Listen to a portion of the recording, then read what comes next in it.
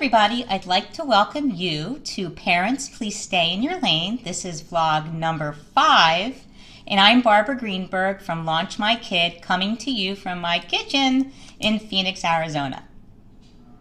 In this week's video, we'll do just a very quick review of the first pair of traits, introversion and extroversion, and then we'll go into the second pair of traits. Those are the traits that we use to gather information and make sense of our world, and those traits are called sensing and intuition. So remember, this information that we have about our own personalities is really just an advantage or the power and edge we need to help our young adult children navigate their lives. And by knowing this information, we can stay in our lanes and not try and cross over the median to try and change our children's, personalities, natural talents, and behaviors. I encourage you all to go to the 16 Personalities website and take the assessment so that you can follow along. So to review, introverts get their energy or recharge by being quiet, by thinking, and sometimes just being alone and chilling out. Extroverts get their energy by being out in the world with other people.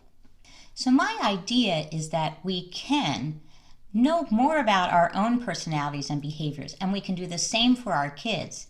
And even more important is that we can act with purpose and intention around the differences so that we can help our children learn how to navigate through any situation that comes their way.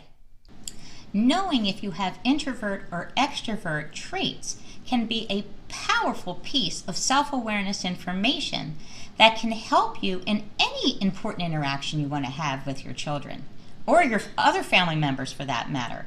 All we need to do is remember to prepare in advance, so to pause and keep your personality traits in mind, and then think about if everybody involved is in the right headspace and has the energy to fully participate in any interaction. Next up is the pair of traits that tell you how you gather information and how you process data so that you can get along in the world and engage with other people. Those traits are sensing and intuition. Intuitives are more interested in ideas. They rely more on their imaginations and possibilities. I like to say that intuitives are comfortable going with what's in their heads and bodies. They have a vision or a hunch of what could be. Sensors or observers are more interested in facts and objects. They focus on the real world, the situations or experiences around them. People with the sensing trait like to gather information based on things they can see, hear, and touch. Okay, here's the scenario for practice. You need to know how your college student is going to get home for Thanksgiving break. And if you don't have a college student, then your high schooler, same kind of situation, you need to find out from them how they are going to get home from an after-school activity. Now, you might want to prepare your child just a little bit and let them know that you are trying to improve your communication skills and to be your best parent self. They may laugh at you a little bit, but let them know that you're really working hard so that you all can get along a little bit better. So if you are a sensor, ask them to tell you the facts and details about their travel plans. You know, the who, what, when, and where. If they are sensors, you may get that information right away. Give them a little wiggle room to get back to you, maybe by a text. You can text them maybe once or twice because they may not be great with details. Now remember, you have to meet them on their traits' terms, but in a stay-in-your-lane sort of way. You may have to ask them to be specific to get the information you need because they don't naturally think that way. In your now very parent-savvy way, be patient and let them do the work. Try not to bug them too much.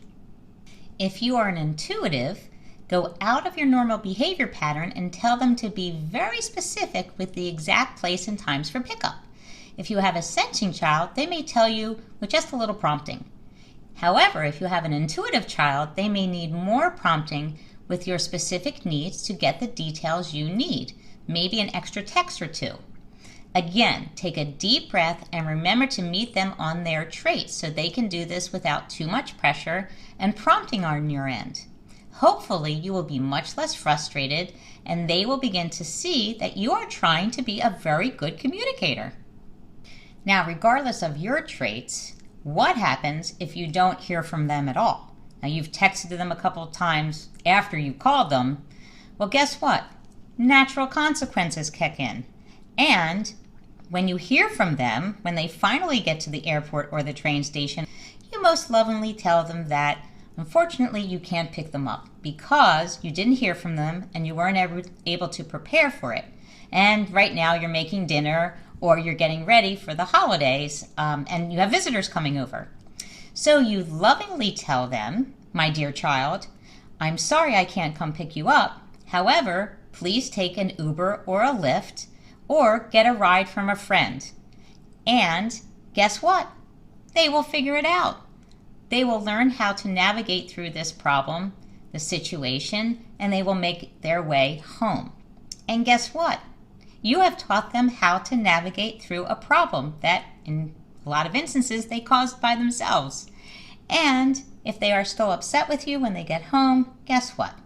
They'll get over it. My friends, I have something very important to share with you. So if you have seen this video before November 14th, 2018, you will notice that this is an edit. And the reason why this is an edit is because I've just learned some very important information about Uber and Lyft, and that is this.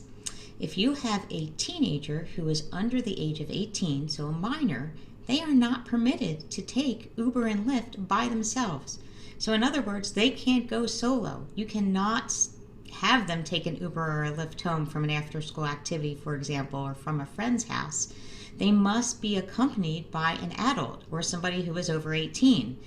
So going back to our scenario where you might have a teenager who did not respond back to you before they have to be picked up from an after-school activity, then I would suggest that, one, we don't have them go in an Uber or a Lyft, and two, you actually have to go pick them up, or you can tell them to make arrangements with a friend to get a ride home.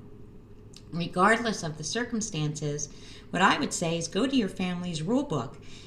In some instances, for some families, this may mean that they're grounded, or in some other instances, in other families, maybe they're not permitted to go to that after-school activity for a time or two. And as a parent who's staying in their lane, my suggestion for you is to be strong and let your child know that there are natural consequences in times like this when they don't respond to you. And I bet you staying strong will pay off later when they get to college. It may save you a lot of frustration, and for them, they will learn how to fend for themselves in times of trouble. Again, just a reminder, if you haven't already, please take the 16 Personalities Assessment. And of course, please share this video with your friends and family.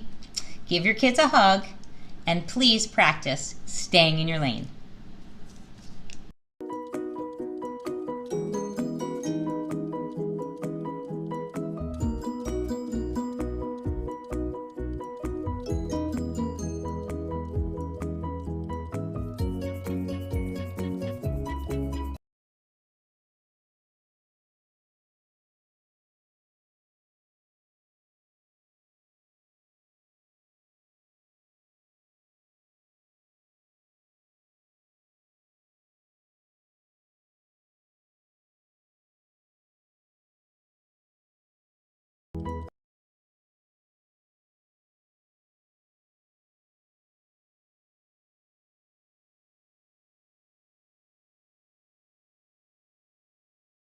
So